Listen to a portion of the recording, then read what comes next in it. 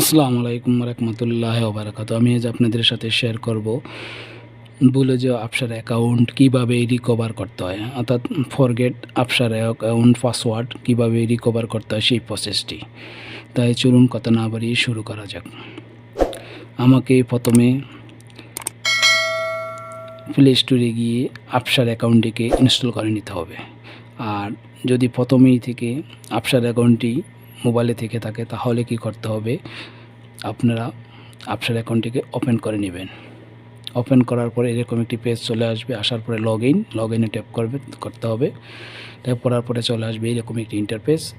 এখানে উপরে লেখা আছে enter user name or ID, নিচে পাসওয়ার্ড। আমাকে উপরে বসাতে হবে আমার আকামা নাম্বারটি।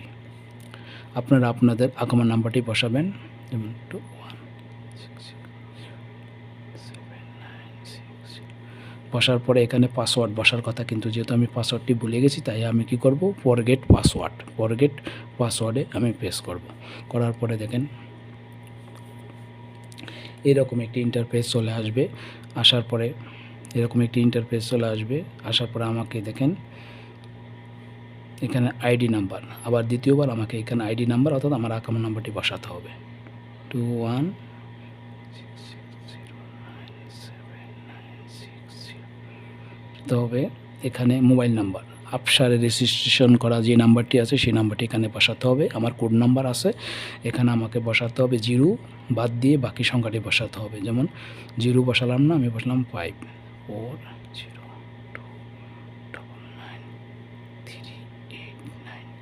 বসানোর পরে এখানে ইমেজ কোডটি আমাকে বসাতে হবে। আপনাদের যে ইমেজ কোডটি আছে সেই কোডটি আপনারা বসাবেন। যদি কোডটি না বুঝেন তাহলে এখানে প্রেস করে চেঞ্জ করে নেবেন। আমি আমার ইমেজ কোডটি বসাবো 03। বসার পরে আমাকে কি করতে হবে, নেক্সট বাটনে ট্যাপ করতে হবে। নেক্সট বাটনে ট্যাপ করার পরে দেখেন এইরকম একটি পেজ চলে আসবে। এখানে লেখা আছে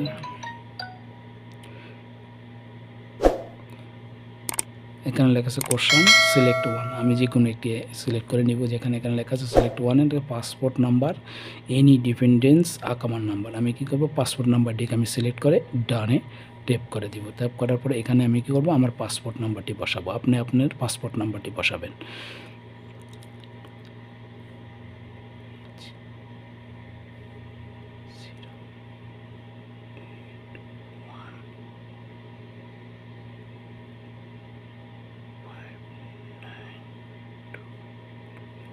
বসানোর পরে এখানে নেক্সট বাটনে ট্যাপ করে দিবেন। ট্যাপ করার পরে আপনার মোবাইল থেকে একটা ওটিপি আসবে, সেই ওটিপিটি এখানে বসাতে হবে। দেখেন আমার এখানে চলে আসছে অটোমেটিক। আপনার মোবাইলে একটা ওটিপি চলে আসবে। আর অন্য মোবাইলে যদি থাকে তাহলে অন্য মোবাইল থেকে আপনার ওটিপিটি এখানে বসাবেন।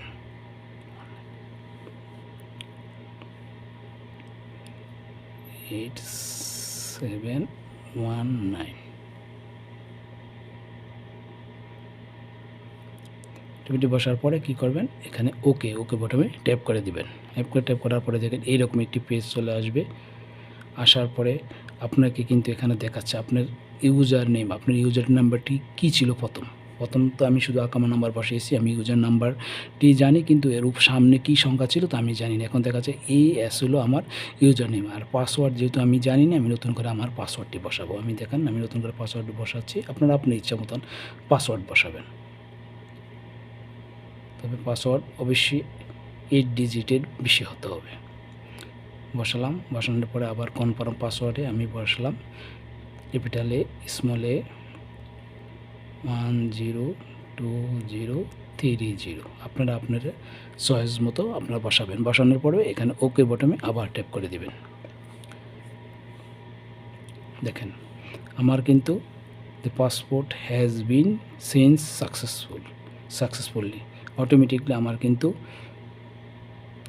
আবসার পাসওয়ার্ডটি চেঞ্জ হয়ে গেছে। এখন আমাকে লগ ইন করতে হলে আমি যে পাসওয়ার্ডটি দিয়েছি এই পাসওয়ার্ডটি দিয়ে আমাকে লগ ইন করতে হবে। এই হলো আবসার অ্যাকাউন্টে পাসওয়ার্ড কীভাবে চেঞ্জ করতে হয় তার প্রসেসটি। আমার এই ছোটো ভিডিওটি আপনাদের যদি ভালো লেগে থাকে তবে অবশ্যই একটি লাইক করবেন এবং পরবর্তী ভিডিও পাওয়ার জন্য অবশ্যই আমার চ্যানেলটিকে সাবস্ক্রাইব করে রাখবেন। ওকে, আল্লাহ হাফেজ।